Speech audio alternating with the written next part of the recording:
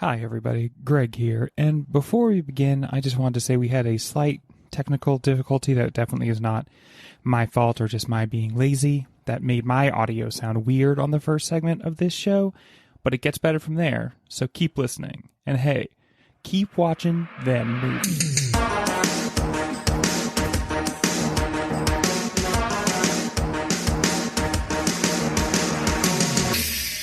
Welcome to Movie of the Year, the only podcast that has the science and the screaming to unequivocally figure out what the best movie is of any given year.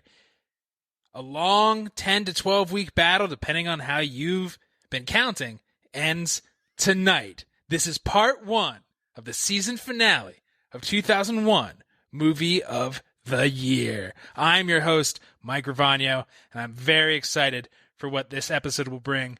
And with me, as always, is my best friend and my second best friend, I don't remember who's who, so Grind and Greg. I believe I'm the best friend currently. I thought for sure you were going to say my best friend and my second best friend, Greg. Greg. Ryan's not in the top two. Or Greg. But no wonder you can't predict who the winner was from last week, Mike, because of course we all know this is the most unpredictable night in Hollywood. The most unpredictable night. Okay, that's much better than you definitely know what's going to happen tonight. It's the most predictable night in Hollywood. Literally anything can happen. I'm so excited for tonight. This is my favorite night of the, that we get to do 4 times a year or so. And why are we doing all of the movie watching in between? Let's just have finales of different years every week. Like what if we next week, did it 1982. with no knowledge? Yeah. I remember Spies Like Us. I guess that's the winner. And now it's the winner. Congratulations to Spies Like Us. Do you think that would be as fun, Ryan? Your 1927 movie of the year is Intolerance. Check my dates on that, Internet. Get back to us. Let us know how I did. That's probably also like the emotion that won that year. Yeah, that's what most people were feeling. God, I'm feeling so intolerant right now. Hey, me too. Isn't Intolerance the one he made because he's like, okay, everyone's mad about my Ku Klux Klan movie. How about a movie where I talk about how we're all mean to each other? Yeah, he's definitely one of those people who has a bumper sticker that says, I'm not racist. I hate everyone equally. I'm an equal opportunity offender, all right? I hate that I thought that brand of stand-up died in the late 90s, and then Joe Rogan's like, nope, we're not going away. Joe Rogan, podcaster and political force. How do we think 2001 did as a year? I'm asking for your self-evaluations right now, John. As 2001's favorite program, Winamp, would say, it really whipped the llama's ass, okay? 2001 absolutely whipped the llama's ass. This is not answering your question, Mike, but I am pretty sure that this is not a scored episode of Movie of the Year. This is not. I was going to... Thank you. I was going to point that out, but it's always nice to have a pedant on there. These are meaningless points, but I still know what it's doing to the panelists. But anyway, just to jump back onto the bit that Greg started, I feel like what we did is we became a tiny little triangle, and we subspaced our way all the way through this year. I don't really know subspace the way I do Winamp, but I'll give you a pity point. These are not real points, everybody. These do not matter. Just a quick reminder.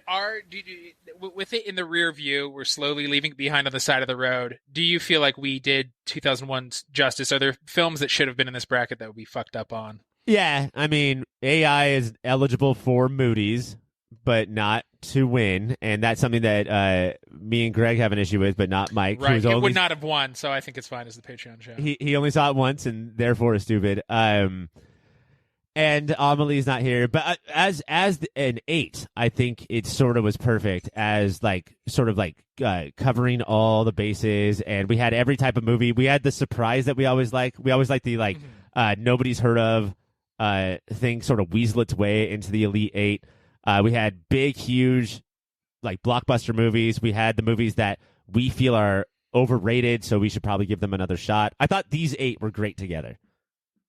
Yeah, it was a nice representative chunk, but having just done the Patreon show with AI, that's been the one that has stuck a little bit, I think. That it would have had a puncher's chance. Mike is against it, but we both like it, Ryan. So you got to imagine that, our votes count double That's as contestants. I hate that.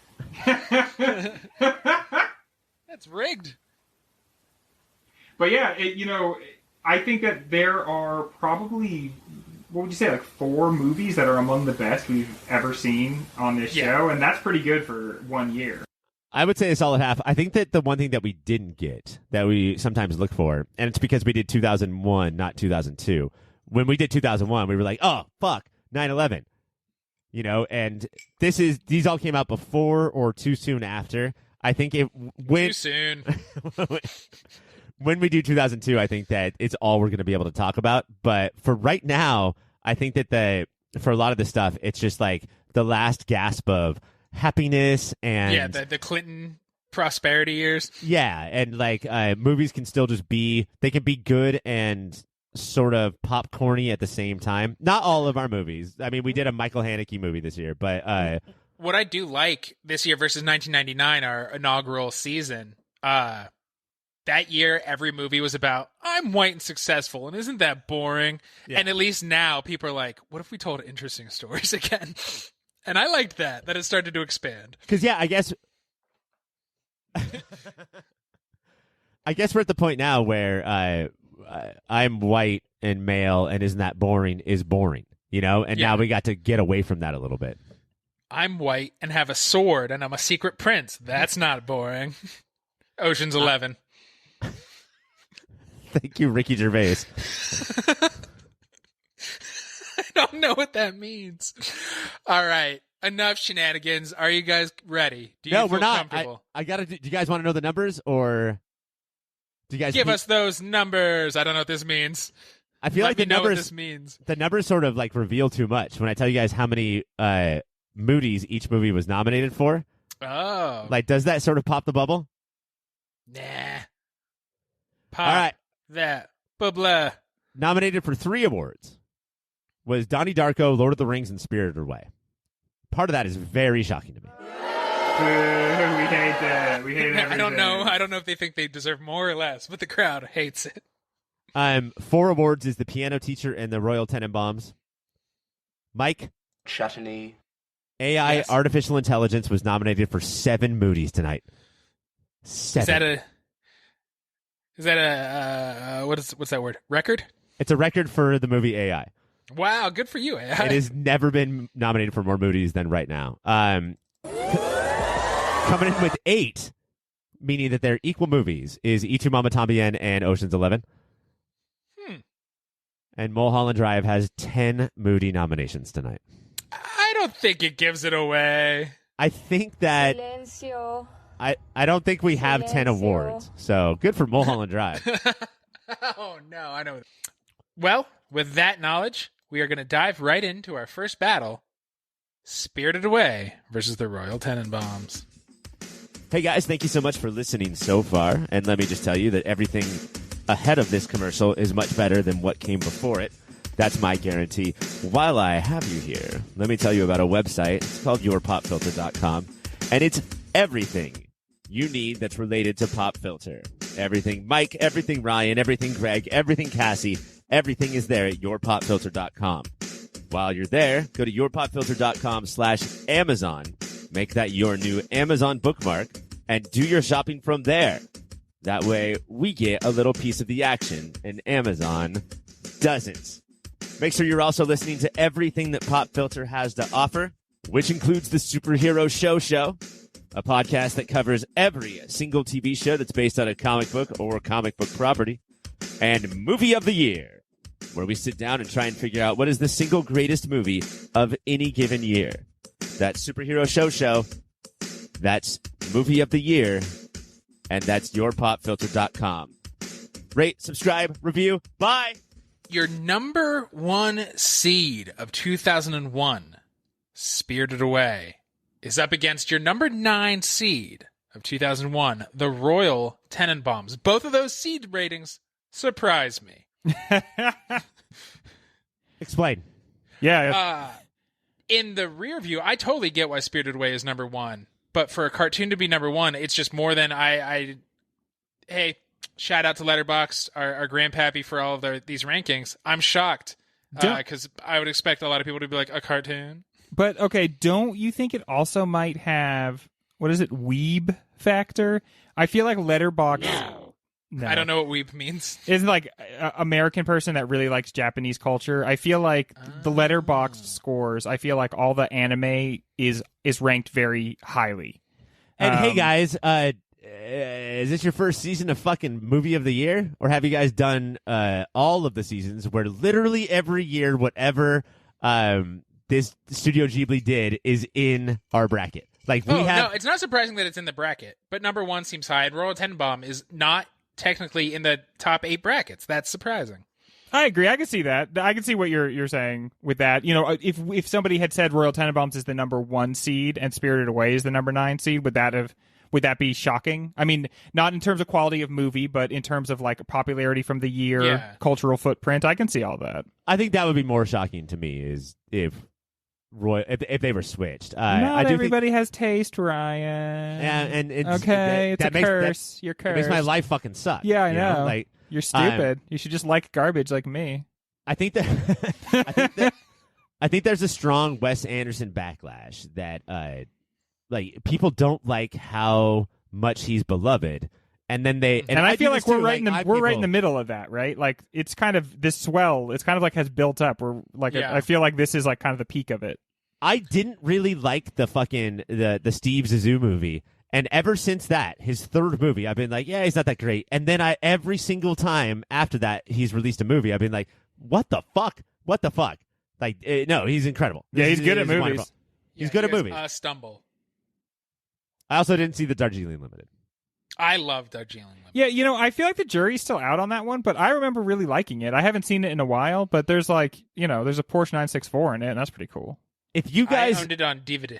If you guys know for a fact that you have seen every movie of a particular director except for one, but you don't want to see it, will you seek it out just so you can get completion? I would now. That used to not matter to me, but since we started doing this show, I find if I really like a movie, then I notice its director, which I never used to do because I'm a movie idiot. And now I'm a little bit more of a completionist with directors than I used to be. So if I was one away, I think I'd complete the set, even if I didn't feel like it. Because it's just 2 hours, right? But I don't want to fucking watch it. Is it? Do you not want to watch it? Are you saving it so like nobody can say you're a twee Wes Anderson fuckface? Like, no, it just like it. I have never felt the need living in society. Like nobody's ever been like, you've never seen Darjeeling Unlimited or Limited. So the other sheep. My other one is Spielberg. I have seen literally everything except for The Adventures of Tintin. And You've seen War Horse? I've seen War Horse. Of course I have. This dude's seen War Horse. Anyway, I want to. Maybe I'm going out on a limb here, but I would like to talk about how important the Royal Tenenbaums was to me at the time and now. Because to me, this feels like I'm at the time of this recording, I'm right now all about Orson Welles. I watched Citizen Kane the other day. I'm so excited for Mank. After Citizen Kane, Orson Welles made The Magnificent Ambersons. And I feel like Wes Anderson, to go from Rushmore to this, forgetting Bottle Rocket, I think is sort of that. Like, I think that he showed in so many ways how he is sort of capable of all the stuff that was in Rushmore and even more. Yeah, it does feel like he took Rushmore up to a new level, specifically. I mean, of all the other movies that it seems engaged with. If you had asked me like 10 years ago, I would have imagined this would be the movie Royal Tenenbaums that was most likely to win 2001. And now, without anybody hating it or anything like that, I don't feel like it's really fully in the running. And to be matched up against Spirited Away is, I think, a very galvanizing matchup, because the fact that there's not, in my mind, more of a competition that's a little bit surprising to me. This feels to me like akin to a Slammy D. It feels like one, like we have grown into who we are, and it is. Royal Tenenbaums is great, and there's killer performances and impeccable direction, but it is kind of a shallow movie. Yeah. Even though it very much wants to be like, we're talking deep stuff, but it's not really. It's a pretty shallow, fun movie. But I mean, like this. That's why this podcast is just like terrible and hurtful, is because there's so many other movies from 2001 that Royal Tenenbaums could go up against, Yes. and just coast. But if we lose Royal Tenenbaums forever, if we're never allowed to watch it again, that's the rule here. I know it's taken like 8 seasons of Movie of the Year to announce that, but from any given year, we're only allowed to watch the winner. right. Once it's crowned. There's so many 1999 movies I want to go back and watch. That's why I always say, what Eyes Wide movie do you Shut. want to watch right now? That's why I always say it, because you're not going to have the choice. We spent so much money going through Mike's DVD collection and replacing every DVD from a 99 movie with the Eyes Wide Shut DVD. So he goes to watch American Pie. That's just Eyes Wide Shut, baby. If Royal Tenenbaums went away, we have other Wes Anderson movies. If Spirited Away went away, I know that we have other Ghibli movies, but for me, it's a bigger loss. Like this is the pinnacle of I think the studio in a way, and like offers so much more than. Thanks, bud. That was not me, by the way. Everyone's gonna think I just fucking coughed and jizzed all over myself. I just like there's so few movies that do what Spirited Away does. Like, yeah, it's to blend the modern, to do a modern fairy tale and hit harder than so many fairy tales in the past did, and look as beautiful as it is. It's so fucking good, man. I love Royal Tenenbaums. I really do. It's weird because Royal Tenenbaums is the more realistic of the two. Spirited Away is like the fairy tale. And yet I think one of the biggest strikes against Royal Tenenbaums for me is the universe is like too kind and permissive and caring of the characters. And so it doesn't feel very real. In Spirited Away, like you'll get fucked up any second, man. And that feels so real to me that like at any moment you could just get, quote, spirited away, unquote. But I mean, like, in trying to make a fairy tale about this mythical New York, he's made it too safe. Right. Yeah. Yeah, I mean, like, it's very purposefully a fairy tale as much as Spirited Away is. Like, that's sort of Alec Baldwin's existence in the movie. But right. The people who knock Anderson, some of them will say that the way that people talk and relate to each other in his movies is basically him putting his arm out and, like, not letting you in. Like, it's so stylistic that there's just no way to do it. Gentlemen, legally, I think it's clear, but I have to call for the vote. Greg? Yeah, I'm a Spirited Away guy. Ryan? Yeah. This is Spirited Away. I think this has actually the best Vegas odds of taking this whole thing down. It is the number 1 seed for a reason. Yeah, right? We're going to take a quick break, and when we come back, it's time for awards. Hola, Filterinos. I just wanted to interrupt real briefly and say thank you for listening. Thank you for your support. If you want to support us a little more directly, you can go to patreon.com/yourpopfilter. There, depending on what tier you pick, $1 a month, $5 a month. If you're crazy, anything more than $5 a month, don't do that. You can get extra content. There's extra shows, extra series, behind-the-scenes stuff. You could pay for Ryan to draw you a picture. I can write you a poem. You can get the shirts off our very own backs. All of that and so much more over at patreon.com/yourpopfilter. While you're on the internet, you should check out Shady Monk. He does all the tunes you've been listening to. He's on Bandcamp. He's on Spotify, SoundCloud, wherever kids get their music these days that I'm too old to know. Shady Monk lives there. You can probably follow him on Twitter and Instagram as well. That's Shady Monk. Wherever you get music, check him out. It is time for the Moody's, everybody's favorite part of the night. Just like the Oscars, we give awards to people. We're much better than they are. But just like them, we're going to start with a big one. Best Supporting Actress. Ryan, what are the nominations? Your nominees for Best Supporting Actress are as follows. Greg.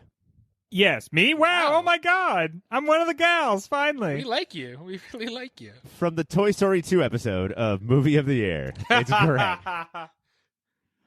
The first one, Greg, is Anne Gurdo from The Piano Teacher. This is the mother. Yeah, okay. So everybody does a really good job in this movie.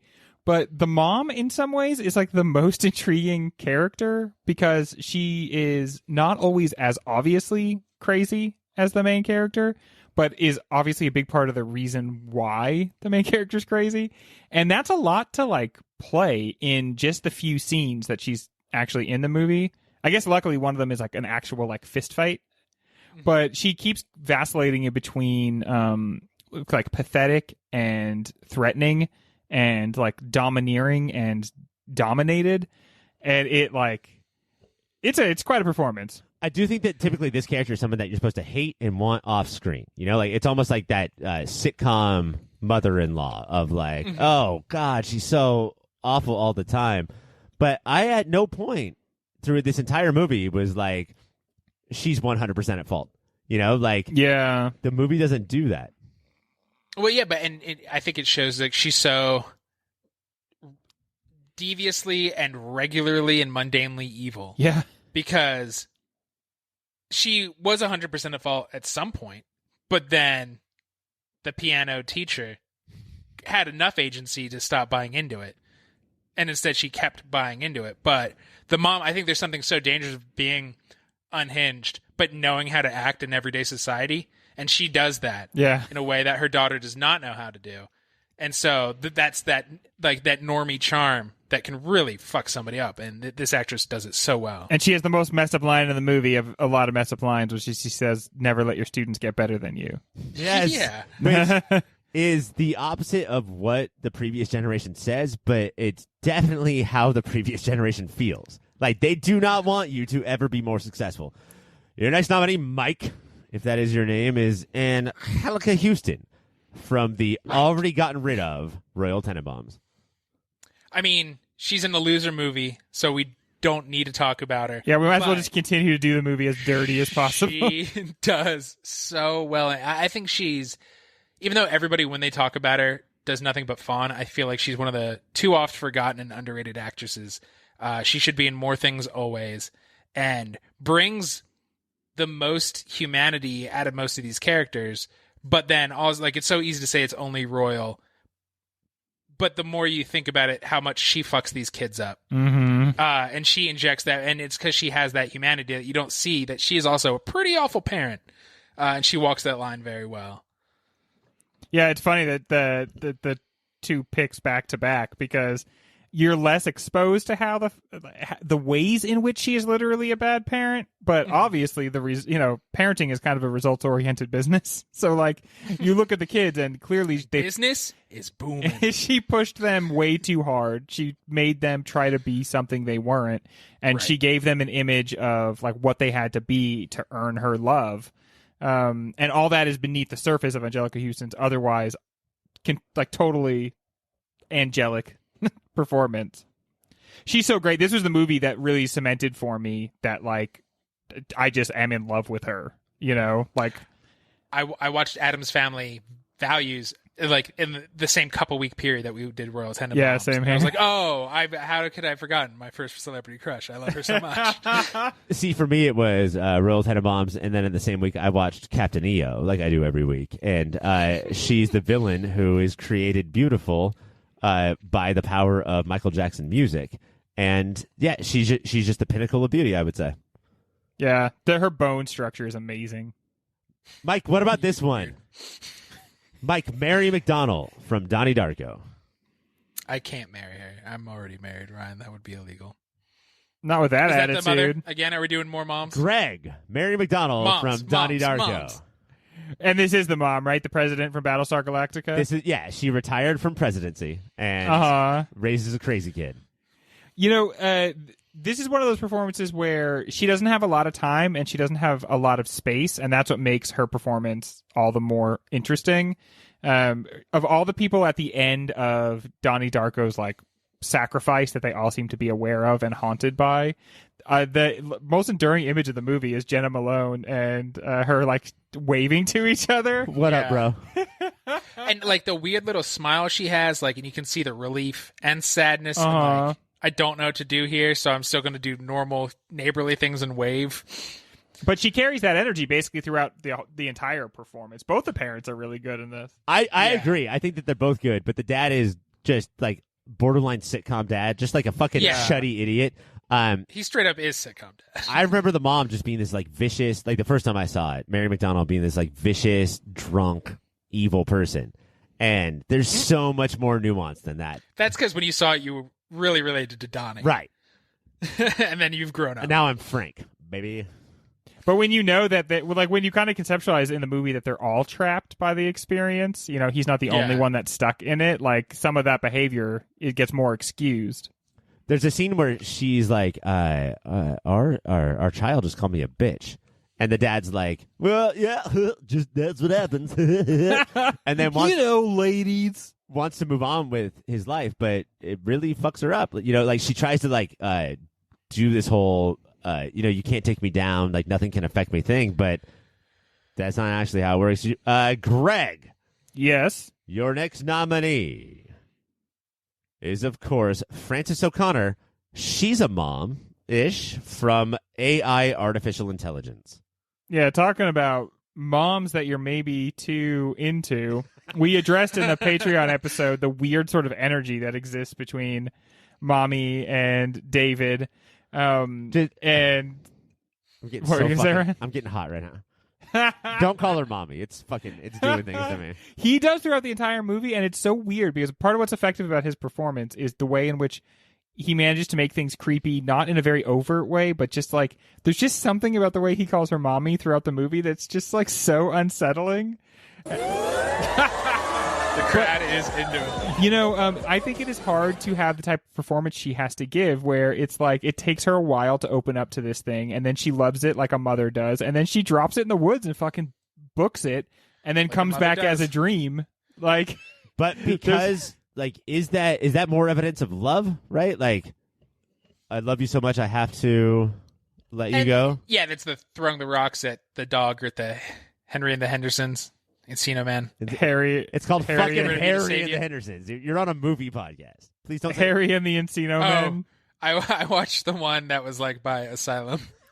It was Henry and the Hendersons. But I think she's kind of hampered by the same thing that I felt like with a lot of the performances in this movie, which is the fairy tale aspect of it and the necessity that she play that in a fairy tale way. To me, I don't think is woodenly. Yeah, puts it quite up on par. But yeah, like the other performances. I think that's why I like this nominee so much is because she was basically said, "We don't care. Like, do something. Like the script does not. You don't have like good dialogue. Just do whatever." And then so she really had to sell a lot of stuff with face and eyes. And I think she does do a good job. Greg, your final nominee is Julia Roberts from Ocean's 11.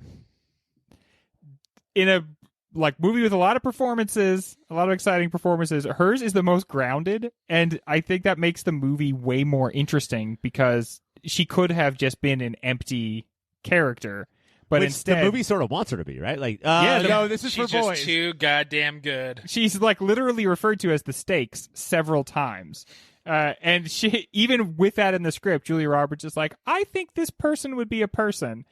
And what if she was fully fleshed out? I think there's all the dudes are just like, look how cool I am, or so ego driven, and she's just competent and good at her job and know what she wants. And there's something to have that oasis in a sea of desperate grasping, which is the rest of the characters, is intriguing. And as cool as they want to be, they're so involved in how they look and how they appear at every moment. And isn't that the antithesis of cool, really? Yeah. Yep. Yeah, they're all just grooming. I saw somebody talk about her the other day in this movie, and that they were saying that like in this movie that's supposed to be basically about big Hollywood and stars and how much we love stars, she's the one who comes in and outshines everyone as a star and outperforms everyone as an actor. Like she does both better than anybody else in this movie. And I agree. All right, I agree with that. Gentlemen, your nominees are Anne Garreau from The Piano Teacher, Angelica Houston from The Royal Tenenbaums, Mary McDonnell from Donnie Darko, Frances O'Connor from AI Artificial Intelligence, and Julia Roberts from Ocean's 11. A lot of mom energy here, but I do think this is kind of a kick-ass five. Where do you think the envelope's going to land? I'm just so glad that women can play any type of role. They can play older mom, younger mom, stakes to be stolen from a casino. Like 2001 Hollywood understands the female condition. I think it's going to be not from Hollywood and instead Gyardo from Piano Teacher. I know what we like. Yeah, that sounds right. Is that because it's the most serious movie? And it's a stellar performance. Yeah, I mean, with a lot of range and a lot of questions. You know, you're left over wondering exactly what is going on with this woman and what has really happened in this family. All right, and your winner is... Crinkly, crinkly. It's Anne Gardeau from The Piano Teacher. Woo! Greg got it. Heck yeah. Congratulations, Anne Gardeau. We are getting played off right now, but you can come down, and Greg to a lesser extent, much lesser extent. You can come on down to the YPF studios in sunny Burbank, California, and pick up your award and cash prize. When we come back, cash prize has been spent. Well, that is very, very funny. Or very sad, and perhaps now you have something to think about. Or very problematic, and perhaps we have something to think about. But in any event, I'm sure you have some reaction to what you're listening to. So why not check us out on the social media? You can go to Instagram or Twitter and find us at YourPopFilter. Email contacts@YourPopFilter. Hey, everybody, keep watching them movies. This one hurts. This one hurts, guys. It's your number 5 seed, Mulholland Drive, versus your number 13th seed, which is shocking, E2 Mama, Tambien. Oh, wow, that is a low seeding. Second battle that we had, somebody outside of the top 8 seeding come in. I think we did a lot of fucking up of Letterboxd's 2001 list. Yeah, it means, well, Letterboxd was like, wasn't Harry Potter great, guys? And then we pooped right on their opinion. No, thank you. It was mediocre. At best. And we only want to talk about really good or really bad movies. Not the mediocres. And Harry Potter defines nothing but turfs. This is a cruel Yeah, I don't want to talk It's about fucking bullshit because one of these movies could have been Donnie Darko, and then the other one could have just waltzed right in. Alfonso Cuarón already won in 2018 with Roma. He is canonically my favorite director, and Y Tu Mama Tambien is, I don't know, maybe his best movie. This movie's better than Roma, right? I think so. I'd have to watch. Yeah, I've seen this one so many more times. I've only watched Roma once, so I'm not sure. It's crazy that sometimes if I'm feeling really down, I'll watch it to lift my spirits, Ryan, and I refer to that as Roma therapy. Thanks for everybody for making space for me on that one. You saw that I was doing something and you let me have my space. Now. If Greg's gonna start saying that shit, then why am I even on this show? I specifically asked Greg not to be able to say shit like that. That is your role. Greg's here to be empathetic and thoughtful, and you're here to make those kinds of jokes. So I don't know, man. That's you got to go talk to I just realized that canonically, in the late 90s, early 2000s, there were the 3 Mexican directors that blew up, that became famous. Canonically, Mike's favorite director is Guillermo del Toro, one of the 3. Greg's favorite director is Cuarón, one of the 3, and my least favorite director is the other guy. There you go. We're Southern California boys. What can I say? I want to eat burritos for dinner. I want to watch Nacho Libre at night. Okay, that wasn't directed by any of them. I'm letting you know. It's a movie. It's a movie about the people of Mexico, I believe, as told by the people of Idaho. By way of... It does star Juan Negro, so that does make sense. When we were doing the voting for acting, Y Tu Mama Tambien is the hardest because the 2 male leads, not knowing which of the 2 performances to give it to, was among the toughest awards this year so far. I lean towards thinking Gabriel Guy Garcia. I hope is that the right 3 Gs? But I think I've just seen him more often. I've only seen Diego Luna in this and as not Poe Dameron. What's his name? The other Poe Dameron. Casador. Nova Casadore? I don't know. Rogue One. But, so as Rogue One, what that does mean is that you know his range more. You know how different this performance was than other performances of his. But yeah, I mean, I really don't think that either one of them are typically like the people that they played. I hope not. No, I think they're both, like I described Greg earlier, empathetic, thoughtful. Although I do think that that that diving board thing was just behind the scenes. Yeah, they footage. got real pissed when they realized that was in the movie. I am so uncomfortable with how much we're talking about E2 right now. Let's talk about Mulholland Drive a bit. This is the movie that I seriously think about every day. I think I literally, since we've watched this movie, I've literally thought about it. Is it mostly can I every pull day. off Billy Ray Cyrus's mullet?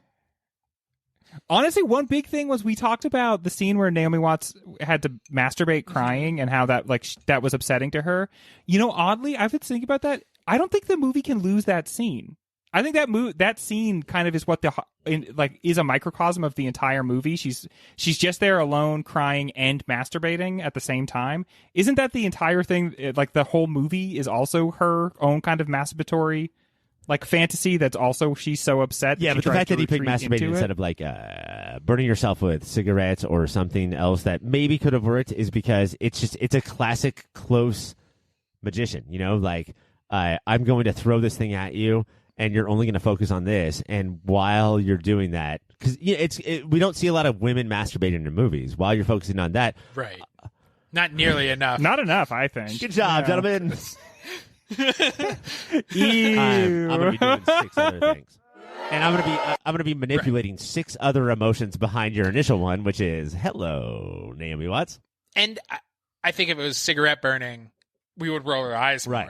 And be like, fucking lame. Like, it is shocking in so many ways. And then so much emotion is going on at the same time that it tricks dummies. And since one of the interpretations of what is going on is that she is deluding herself into believing that the love of her life, who she had killed, is still alive, and that we watch the movie be that self-delusion, then her masturbating just seems like particularly fitting in that way. I mean, like you said, it means the whole I don't thing typically, when I'm jerking off, think about the exact perfect sex that I have with my wife that I actually got to have. I think about other insane things. Like that's the time, right? That's where you're supposed to go off and think about whatever you want. That's the time. You think about how low is your phone battery? Will the shower water hit it? And can you get electrocuted that way? And then I just jerk off furiously. The danger of it all. Well, we talked about Mulholland Drive. Are you happy now? Yes, I think all of this segment is us trying to avoid thinking about who. I don't understand this bracket. Either one of these two could have been Donnie Darko. This is fucking bullshit. Yes.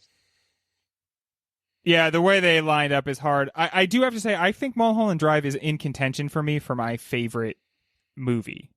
So even though this is my favorite director, and I think it might be his best movie, I think of all the movies we've seen, of all the movies that we've talked about and said how much we've liked, I think Mulholland Drive is. I sort of am right there with Greg. This is probably giving way too much. Only one of us should think this. That way there's suspense. Yes. But I was gonna go because I got that vibe from the two of you, so I was gonna try to go in the middle. So pretend Ryan hadn't talked yet. I think the level of humanity could go either way. The level of humanity and nuance that is in E2 and how he mixes American Pie and does talk about close-up magic and hides a novel's worth of history of a country's history in there is. I think this is one of the best movies ever. Yeah, and there's less artsy fartsy. That's what makes it so cruel. Remember that one really long shot on the at the beach bar? That's another thing. I've been thinking about that a lot since we watched the movie because it's it's so unassuming and yet so Mike, based impressive. on what you just said, right? I think that this movie is a great example of it could be your first serious movie that you've ever watched where you're things are starting to click and you're like, wait a second, I think things are about other things. But if you've seen 3,000 movies, all of that shit works as well. You know, it's there for you, but it doesn't make you mad if you've already seen a bunch of movies. Yeah, it's not baby's first smart movie. All right, we need a vote, Ryan.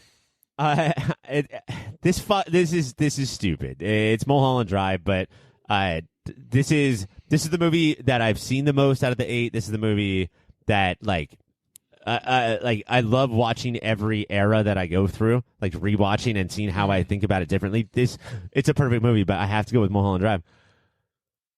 I will vote now to pretend there's suspense. I think it's E2 Mama Tambien. Shit. Greg, it's up to you.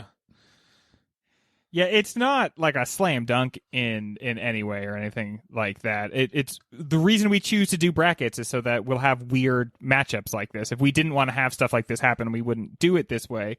But for me, it's Mulholland Drive.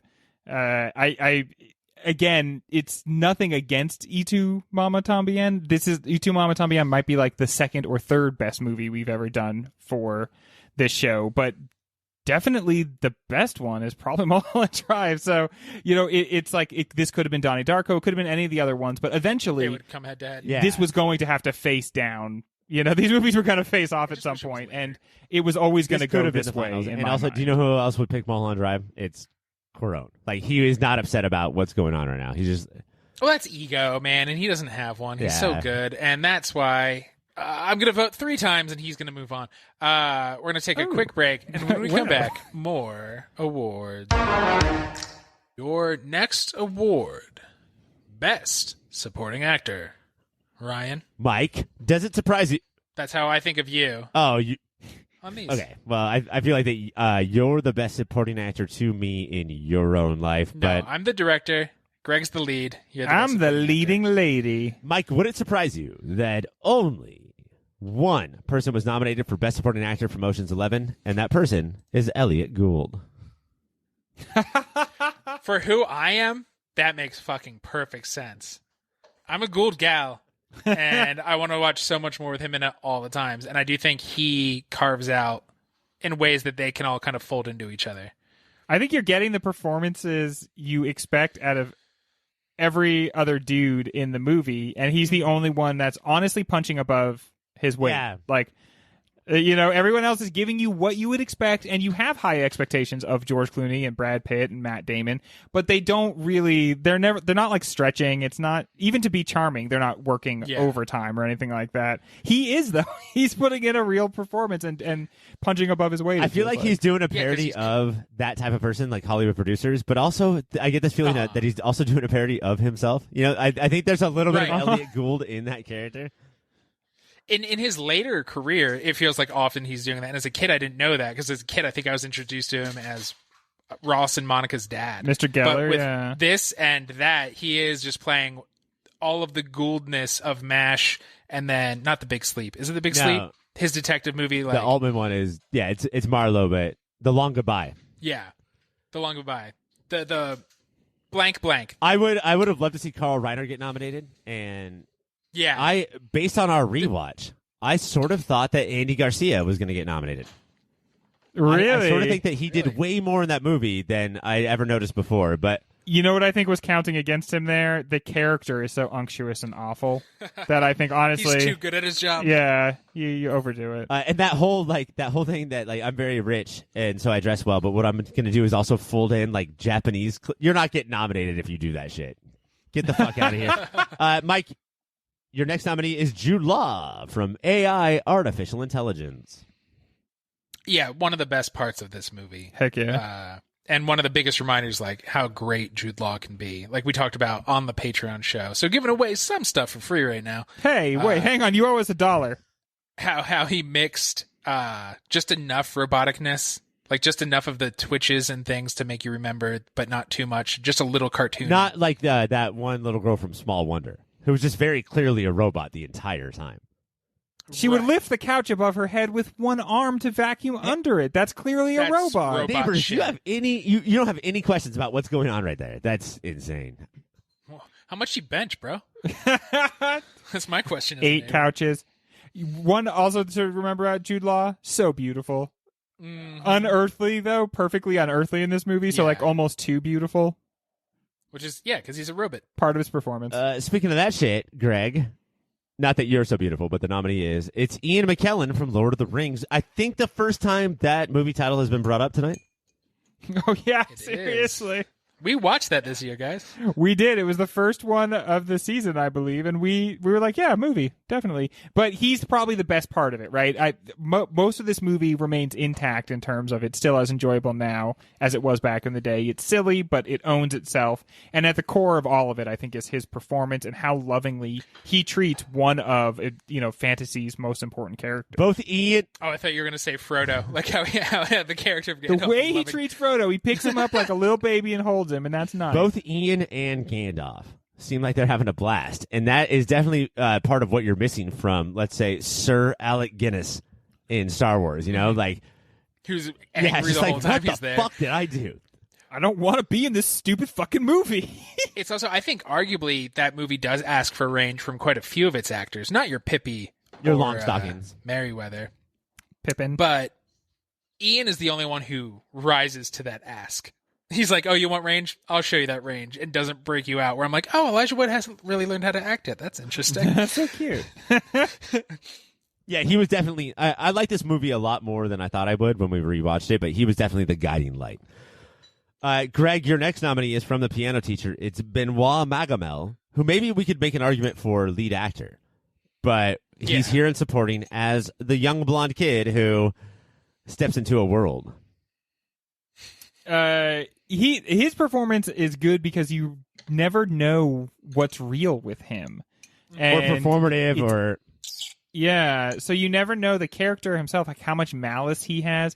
What is up for grabs in that movie is that he is either an extraordinarily bad man, or he is extraordinarily unaware of the consequences of his actions, or he is both of those things, and actually that's just pretty normal for your average dude. Yeah, and he I like think it's the captures danger of all being that. young and handsome. blonde white dude. Yeah. And he's never, before this relationship, he never had to think about consequences, and everything he did was seen as good. But because it was vanilla and bland, and he's now in a more complicated situation, I mean, and kind of crumbles. If it was under never for Isabelle Huppert, if like that teacher was not at this school, he just would have banged his way through the students and never thought twice, right? That's just what. and would have been fine. I think he eventually would have sought out someone like her because he would have gotten sick of just the normal conquests. I think he kind of was looking for someone broken that he could be sort of extra cruel to, and so he would have found somebody else at some And point. a challenge, like as far as women go, and maybe as far as all parts of his life go, like he has probably never been challenged. And Yeah. Mike, your final nominee for Best Supporting Actor is Justin Theroux from Mulholland Drive. This feels like the role Thoreau was born to play. Like, he just does, unfortunately, look the way he looks. So Hollywood douche is where Although he's I at. have to say real quick, he looks this handsome in Mulholland Drive, and then by the time we get to the leftovers, he was like, "No, I'll be handsome and ripped as fuck. I'm also going to put in the work to just be fucking perfect."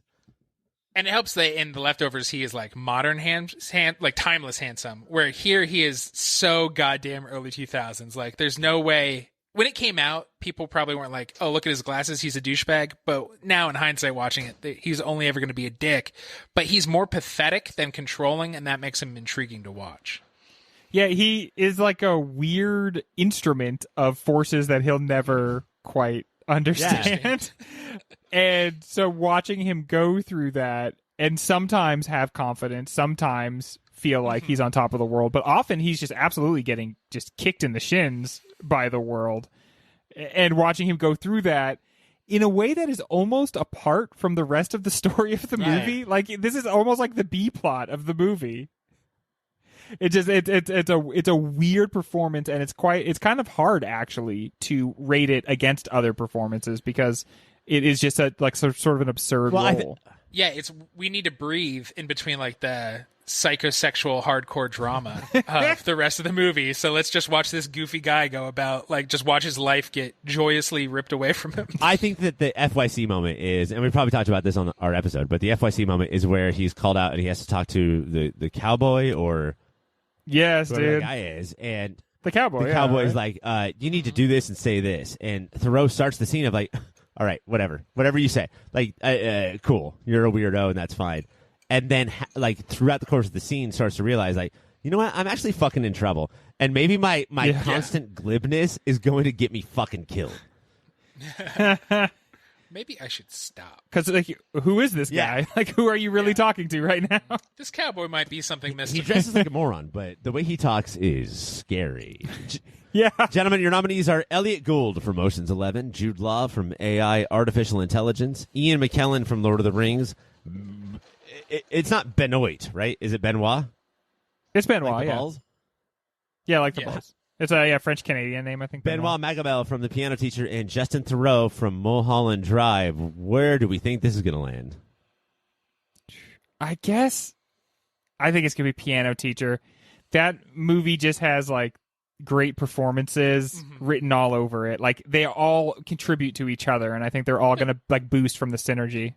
Virtuosos. But what about the fact though that like sometimes you will win these supporting awards when you sort of outshine your movie?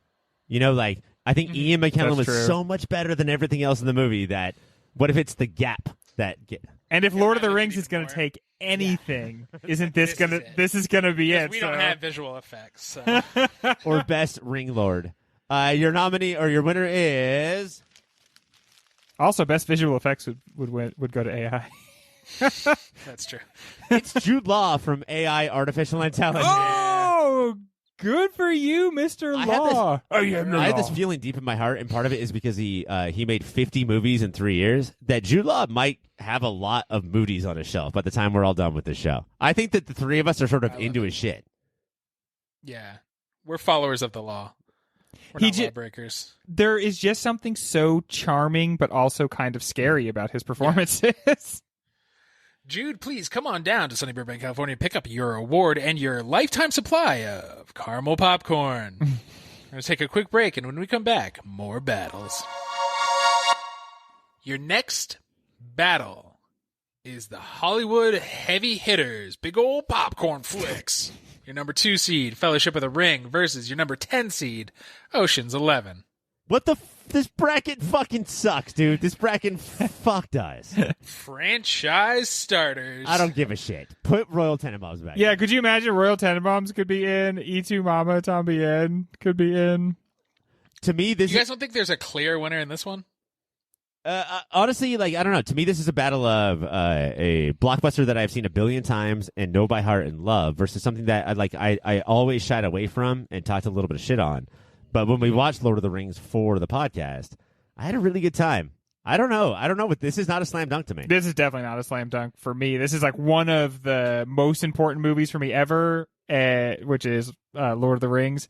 And then a movie that I feel like I have continually liked a little bit less than everybody else. Not that I think they're bad.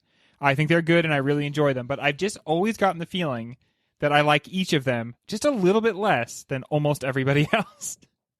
So it's like that really evens the score for me, you know? Where I came in with the exact same, where I'd seen both of these years and years ago and not much before, and went, I remember them being pretty good, and had such different reactions watching them now for this show, where I'm like, I can see the thought into Ocean's 11, and in Lord of the Rings, I feel like I just see the flaws. But I gotta say, though, this might be a perfect battle because I don't know if we've ever watched any movies in the history of movie of the year that try to say less than these two movies. Like they are so uninterested in saying anything important. I don't want you guys to learn anything about the time that it was made or humanity or like just look at the shit that we did. Yeah. These movies are just like, isn't popcorn and cola great? That's what they're trying to say the whole time. I mean, honestly, especially Lord of the Rings has almost like it. Not only does it not have a good message or like any value, it has like sort of a terrible message, which is like, you know, there is such a thing as ultimate evil, and we can all just decide to be good and face it down. And if we just do that, there's no like gray area. Right. Versus if we're doing this, Ocean's 11, I do think Andy Garcia is a more scary and nuanced villain than Sauron because he has humanity and desire instead of just being like, I am the devil. I'm a big fire eye. Can you imagine if those two teamed up? Dude. They would hate each other. Honestly, I just don't know I would watch that sitcom. Dude, who's the alpha, right? Is it the guy that's basically a big tower or the guy that collects art? It could be either one of them. Yeah, like, Sauron is not a character. Like, he's barely a force of nature because he works through Saruman and the Uruk-hai and stuff. Like, they at least get to stretch out. Like, I don't know this guy's motivation other than that's a big choice. Kill everybody. Like, that comes obviously straight from the books, but that's a very interesting choice where your big bad guy never really says anything except he does occasionally go, I see you, but he never articulates his plans. Is he? And I want to go slow here so I get this terminology right because I'm not like super involved in this like you two are. But is he the DM of this movie and he just keeps flinging shit at the main characters? Like, how about feels like that? How about this now? He's just he's just malevolence. I mean, he just is like the aspect of malevolence because he's not even particularly good at any of his plans. Or like, I mean, none of it's really working. His main number one guy instantly betrays him, like, and not goes to the other side, but kind of starts working as his own force. Right, is wants to be different. It'd be a better story if there was no Sauron. And plus, their names are way too fucking confusingly similar. Yeah, and there was just Saruman. It's like there's a Tyrion and a Tywin. Like those are too close. Yeah. Come on, guys. Speaking of that, did you guys ever get confused that Sauron is the big bad of Lord of the Rings, but also an X-Men villain who's just like a nerdy pterodactyl man? I'm a half dinosaur. My bones are hollow. And I'm pretty sure that was my first Sauron. So I always got confused why this Sauron never shrieked at people how he'd rule everything and flew away. It sounds like you're doing the opening credits of the Sauron reality show. I'm a half dinosaur, and life is weird for me. You're probably wondering how I got into this mess. And the other Sauron is just like, I see things. I don't want to see them. I am a pillar of flame. I used to be a cool-looking guy in cool armor, but that was before this story, so I won't be looking like that anymore. It was rad. Greg's genre is like elves and ogres, and my genre is Las Vegas casino heists. So putting that aside, do you guys think it comes down to the directors? Who is better at this, Soderbergh or Jackson? Yeah, like big old Hollywood? Yeah. And that's I think what Jackson is so good at is, because he came from that weird like splatter gore type horror, is when he can hide the weird in Hollywood. And this, it felt like there's so much money that he just didn't get a chance to do that. Like he was even though there wasn't that much oversight, he was afraid to play around with their money. One of the scenes that the three of us have talked about the longest in the history of movie of the year is Dr. Octopus's surgery. Remember? Because we got to see Sam Raimi just go off in this big budget Hollywood thing. And we did that on the Lord of the Rings show. I think it was the mud ogre babies. Yeah, that's what it is. You know, like where it's like, oh, okay, that's Peter Jackson going back to his DNA. He invented that. Is it time? Are we going to do it? I think it's time. We'll start with you, Greg. I still don't know. I have to be true to myself. And for me, it is Lord of the Rings. Fellowship of the Ring. This is my favorite of the Lord of the Rings movies. I don't even feel like many of the original trilogy hold up very well anymore. So this one represents the entire property for me, and I think it should move forward. What is the common theory? Like, is there the Godfather Part 2 that everyone has just decided is the best?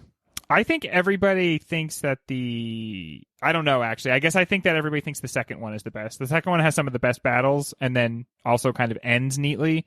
The third one is the one that... And that's where, like, Gimli and Legolas come alive. Yeah, totally. And then for the third instead one... Instead of just, like, murder hounds. Instead of, like, counting up all the people they killed, which is who they are in the first Instead one. of saying how they... like, who they killed, they should say how they killed them. I shot one through the eye. I stabbed one through the neck. I chopped off one's arm, and he wriggled on the ground as he bled to death. Okay, very cool. Friendship! That is... Just high-fiving after every time. Will, I think it's not even close that how much better Ocean's 11, that these performances are better, they're human, they're nuanced, even though they're also as fantastical. This is not a grounded movie. These are fantasy archetypes, just in a different way. But I find it so much more watchable. I think that the reason I'm going to go with the thing I'm going to go with is because of the director's thumbprint and how paint by numbers it doesn't seem, and how many times I've seen movies like Ocean's 11 that don't have a clear auteur's voice, and they just suck. I think that the movie is all about star power, and it has a ton of stars, but I think the way that Soderbergh made Ocean's 11, I have to go with Ocean's 11. Ocean's 11 moves on. See you in hell, Fellowship of the Ring. We're going to take a quick break, and when we come back, more awards. Your next award is one of my favorite. Character you'd most want to hang out with. Yes. Take it away, Ryan. It's important to note that it says most. It's not like definitely want to. It's like we have to pick one of these. You have to pick one. And this is not in the Oscars because they are cowards. Yeah, they don't have they can't nut up and just give somebody this award. Greg, your first nominee is from E2 Mama Tambien. It's Chewie. Dude, okay. Here's why Chewie is important for me. Like, first of all, very inexpensive, like, services, right? he knows all the good places to go and get beer. He knows like all the different features of the coast in the area.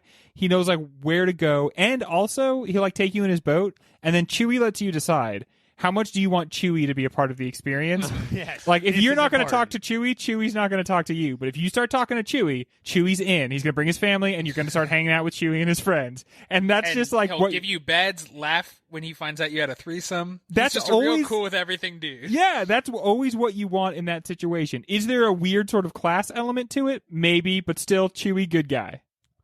The three of us have been on a couple of vacations, and when we run into people that we think might be Chewie, very quickly we learn that they want $200 or $300, and they're going to be dickbags. Chewie is just like, fucking, let's do this. If you just like help me raise my babies for like 2 hours, then I just don't want to hold the kid for a bit. Is that okay with you? I'm going to give you awesome food and show you awesome things for like $1.95. Yeah, so little that it's like even weird that I would charge you this. Mike, I cannot believe this person has a Moody nomination under his belt at this point on his resume. It's Gene from Mulholland Drive. Gene from Mulholland Drive. Is this Billy Ray Cyrus? This is Billy Ray Cyrus. Billy Ray. He handles Justin Theroux walking in on Billy Ray fucking Justin Theroux's wife so well and calmly. Like, he seems like, I bet in not a shitty situation, he'd be a cool guy to be around with. I think the whole gauge of how good of a person you are is your ability to, how do you deliver the phrase, come on, bro? Yeah. Right? Like, I know I wronged you, but you're overreacting right now. Just don't be a dick. And he doesn't put him down to hurt him. He just puts him down to stop the violence that's going on. I like him. I'd hang out with him. I would definitely hang out with him. Greg, the next nominee is the Radish Spirit from Spirited Away. Okay, now I know it's easy to be like, why would anybody want to hang out with the Radish Spirit? But he's very chill. I feel like the number one thing with Radish Spirit is you just have to be like, you have to recognize that he's a spirit and that like commands a lot of respect. If you respect Radish Spirit will respect you and just be a cool dude to hang out with. Mike, what do you think? What do you think about this, hanging out with this dude?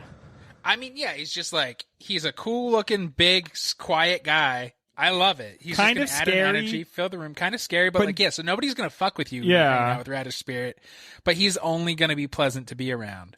I bet he'll buy a few rounds at the bar. It's the body confidence. I love the fact that, like, he doesn't think that he has to be thin for anyone. Like, I'm sorry, can you barely fit in the elevator right now? That's just how God made me. Real radishes have curves. I love my curvy radish.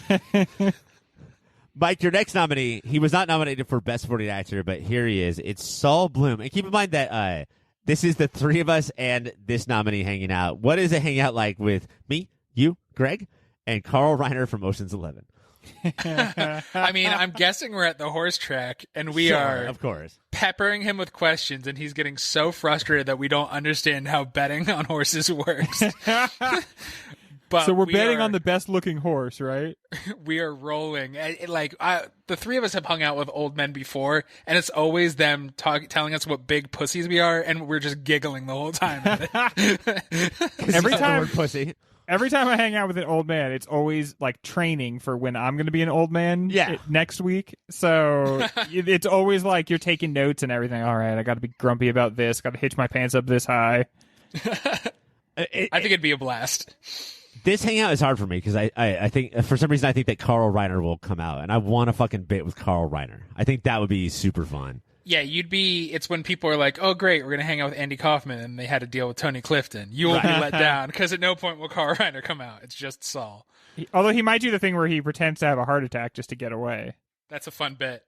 Greg, do you know who the final nominee is for a character you want to hang out with? I know who I hope it is. Who do you hope it is? I hope it's Teddy from the hit movie AI, Artificial Intelligence, starring Teddy. All right, Greg, me, you, Mike, Teddy. Summer trip. Well, how does that go? Here's what I like about Teddy. If you ask Teddy what he is, he'll tell you he's a sentient, conscious being that wants like his own rights. But Teddy looks like a teddy bear, so everyone just treats him like a teddy bear. But if you say to Teddy, like, hey, you're a toy, he says, I'm not a toy. If you like disregard Teddy, he'll get offended, and he like says existential things like, "We are in a cage," But he looks like an adorable. You know what it is? He's like, kind of like the anti-Winnie the Pooh, anti-Paddington. Like, he looks like a nice, kind bear, but really everything he's going to say is like, if you cut yourself, you'll at least feel something. And that's just so adorable. I mean, that's fun, but I don't know if I want the three of us and Teddy to walk into a strip club in like Miami and have him be like, aren't we all just whoring ourselves out for money? Like, I don't want to think about anything. No, you're saying that because he would get all the attention, and you would get no laughing because of his soft fur. Yeah, I don't even care about the fact that like the Deus Ex Machina about Teddy, where like, oh, remember that hair from like 2 hours ago? I created a pouch and held it there. The thing that I think about with Teddy is when David is trying to eat vegetables, and Teddy literally puts his hand out and says, "Don't, dude. What are you doing?" Break. Yeah. So the three of us and Teddy are fucking partying up during the summer. Cabo, let's say. Cabo. And Greg's doing his typical thing of doing heroin, and Mike is bungee jumping without the bungee, and then Teddy's That's just there. jumping, y'all. Yeah. Teddy's there to be like, no. Mike, are you sure you want to do that? We don't need that on vacations. No, that's not what vacation's all about. Your nominees are Chewie from Itumama, Gene or Billy Ray Cyrus from Mulholland Drive, The Radish Spirit from Spirited Away, Saul Bloom from Ocean's 11, and Teddy from AI Guys. Chewie. How's this going to go down? Yeah. The one I want to actually hang out with is Chewie, for sure. Your winner is... It's The Radish Spirit. What? That's hilarious. That's so cool, dude. We're gonna fucking hit the spot soon as COVID is over. Yeah. As long as there's nothing that's bad for radishes, the three of us, Mr. Radish Spirit, and you know what? We're embracing his body positivity. We're just going full European style in the baths. Embracing. I'm angling towards that. I want to have his whole thing, which is being fatter. Yeah, you need to look more radishy. So, Radish Spirit, come on down for your weekend getaway. Not just the three of rad, us. rad-ish. You guys want to just dive right into the next one? The kind of anti who you most want to hang out with award? I mean, the next award is who won 2001. You want to just reveal that right now? No, that's not the next award, Ryan. Oh, the next one is Mayor Dickbag of Shittown. It's who is the biggest mayor dickbag of Shittown, aka biggest shithead. Now, Mike, as we do on every finale, we have to tell people that we don't have a villain. We have biggest shithead. What is the difference?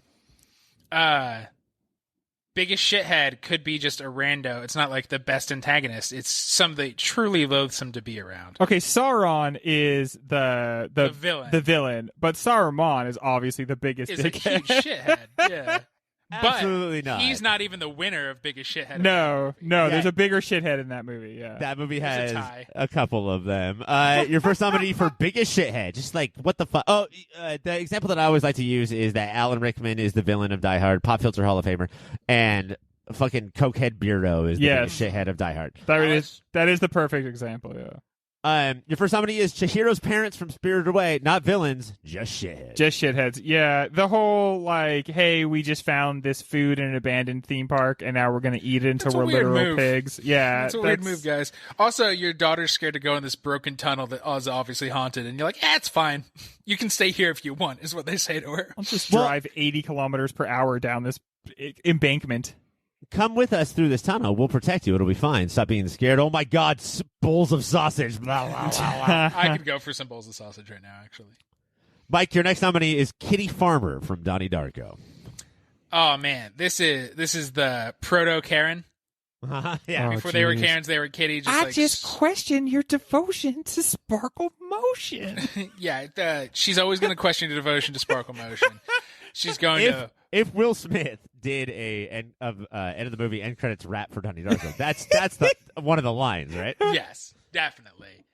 She's gonna, instead of what she should be teaching, which I think is gym. Yep. She's gonna talk about fear, love, fucking MLM bullshit.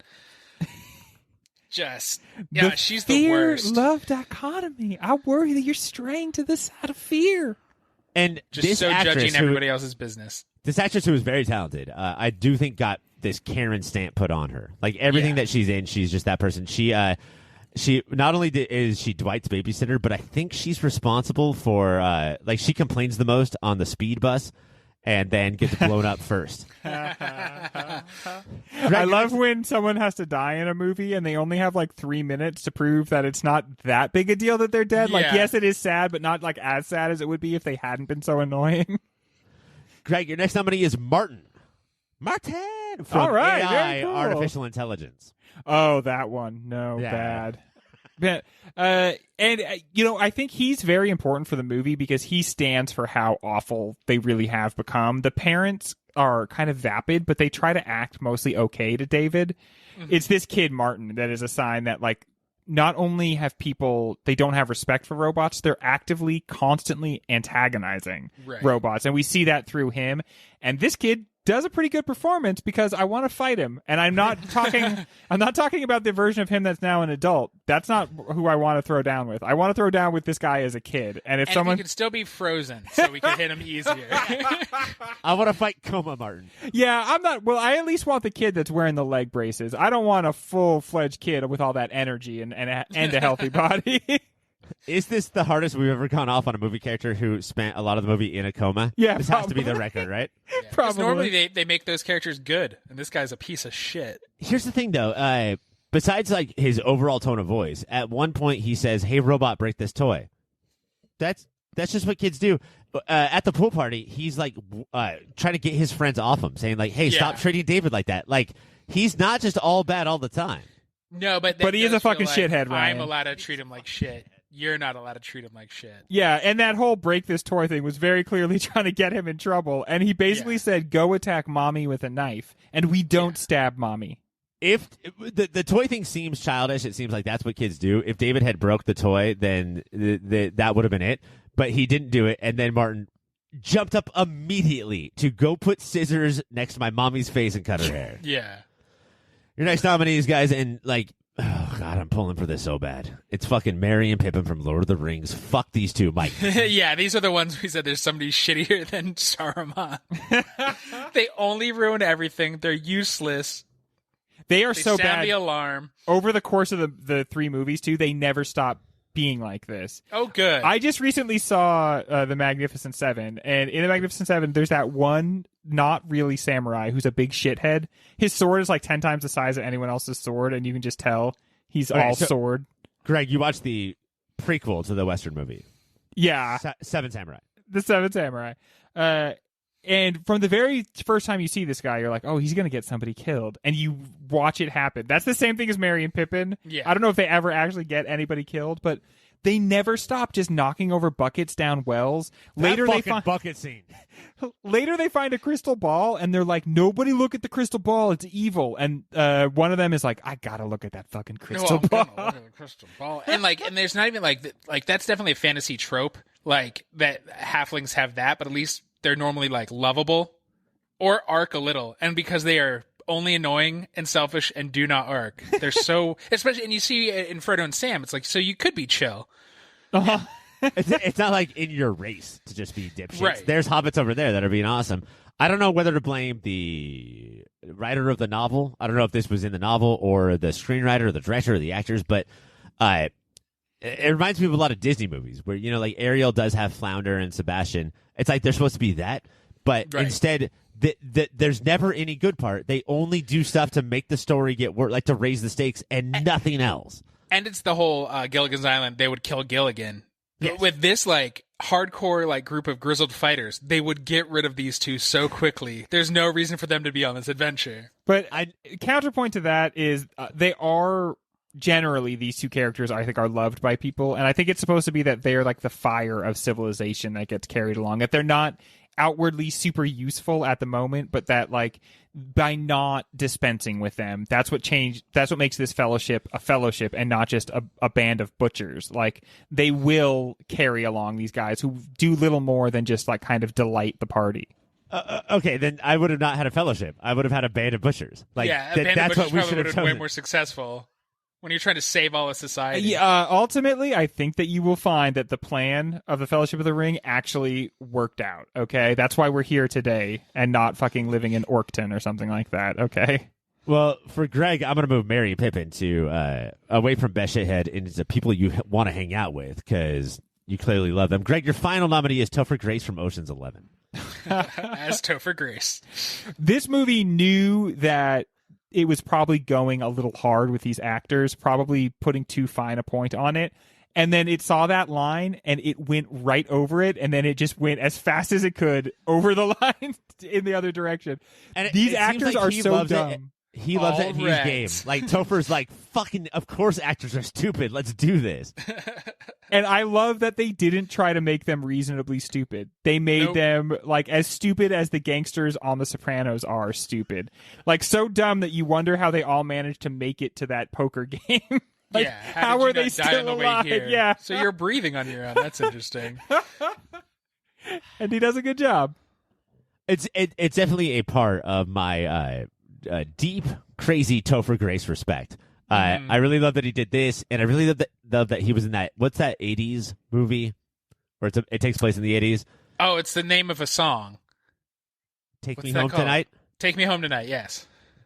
He's good in that. All right, gentlemen, your nominees are Chihiro's parents, those sausage bowl-eating motherfuckers, Kitty Farmer from Donnie Darko, Martin from AI Artificial Intelligence, Merry and Pippin from Lord of the Rings, and Topher Grace. Where's this going?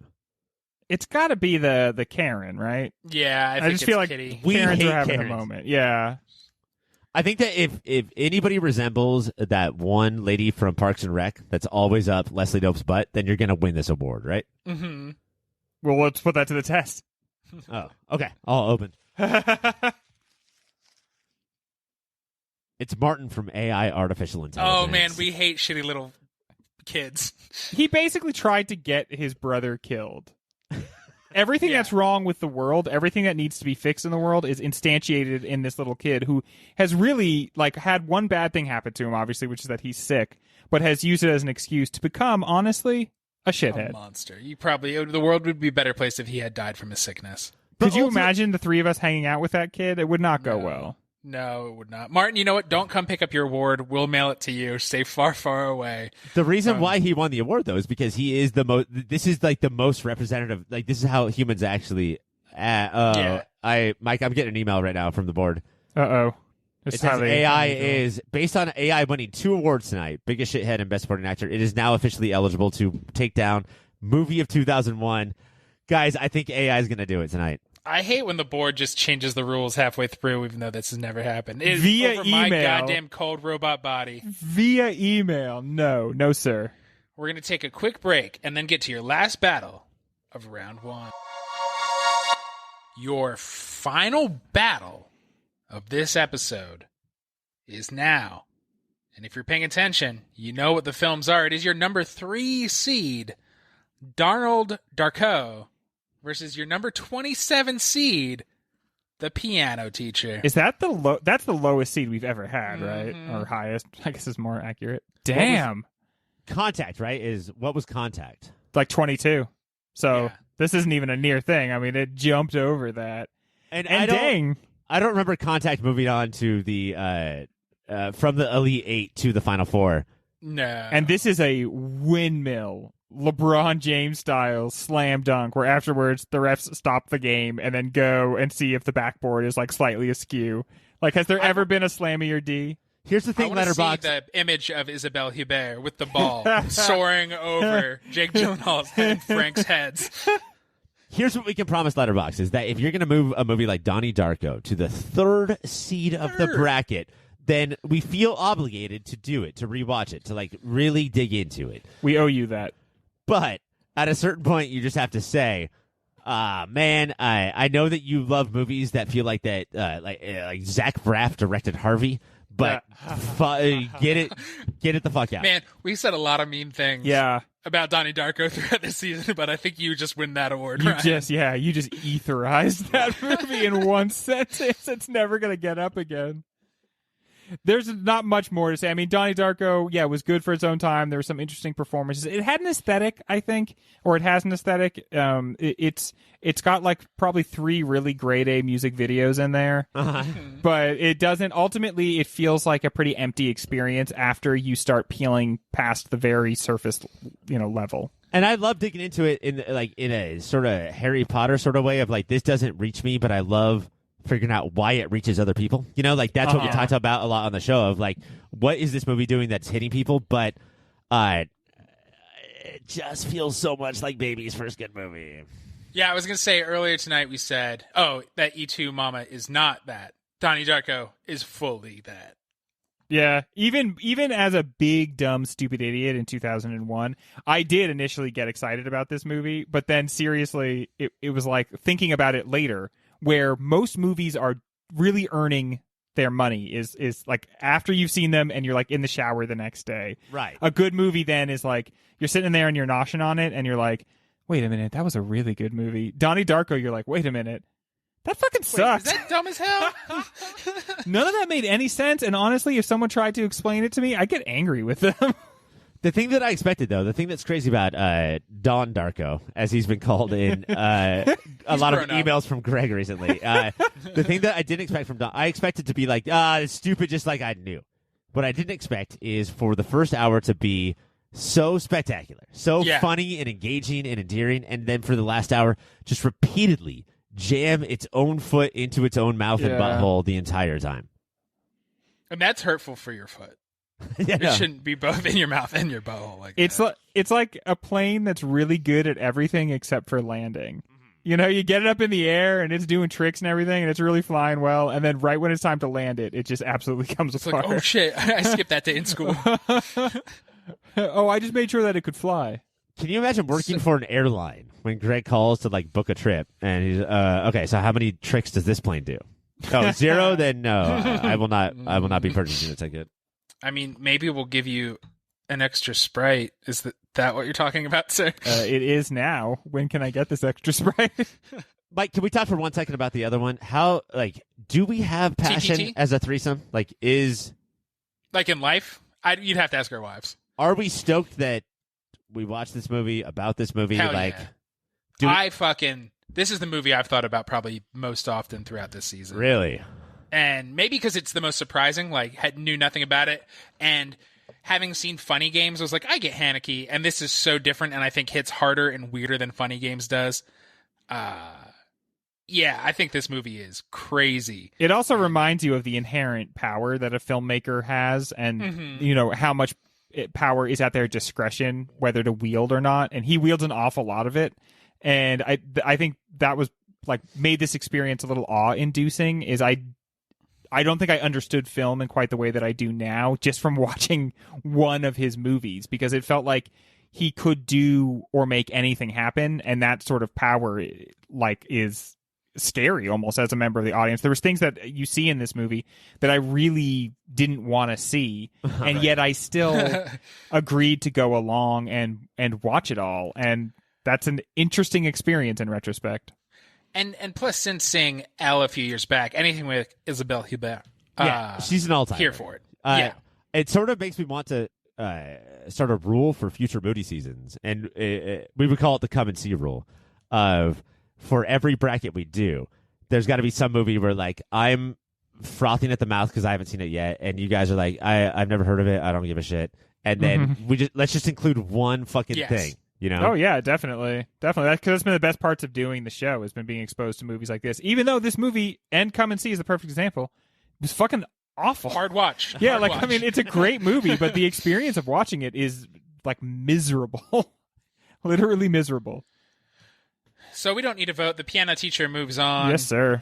Double D, you made it this far, and isn't that grand? That is part 1 of the 2001 season finale of Movie of the Year. Next week, when we come back, it'll be the final 4. And then should we hint at the awards to come so people get real stoked? I can say them right now.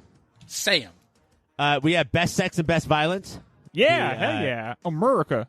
The American 1-2 punch. Best on-screen duo, best musical moment, and I do think that 2001 is actually better for this than a lot of other years. Best actor, best actress, and best film.